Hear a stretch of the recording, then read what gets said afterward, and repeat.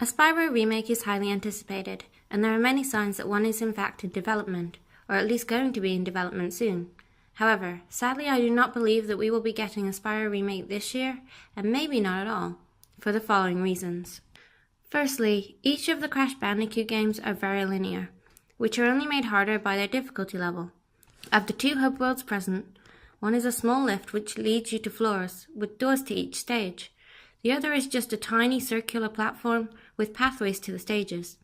Compare this to Spyro, which has many hub worlds in each game, and every single one is a huge 3D world with its own missions, characters, and objects to discover, and you can definitely see why Spyro would take far longer to remake. Updating the iconic Spyro hub worlds, giving them new textures, new designs, and remaking all of the characters would be a mission in itself. It would be far more time-consuming than simply remaking one lift or a circular platform. Crash 1 didn't even have a hub world. Crash Bandicoot stages are very small. Despite the odd bonus level or death route, there's little to do in each level other than smash all the boxes, get the collectibles, and reach the goal. In Spyro, every single stage had multiple side quests, fully voiced NPCs, and many hidden pathways, mini-bosses, games, shops, and multiple playable characters. Spyro was by far the bigger game. In Spyro 2, every single stage even had its own cutscene and storyline going on, all of which would need updating with better graphics and sound.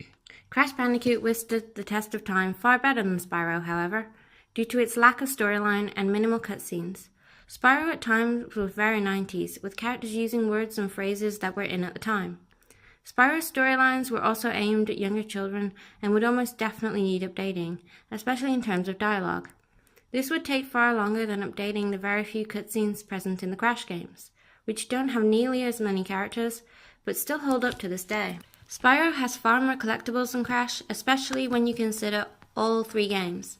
These collectibles are often animated into mini cutscenes and even voiced, in terms of the baby dragons and the stone dragons.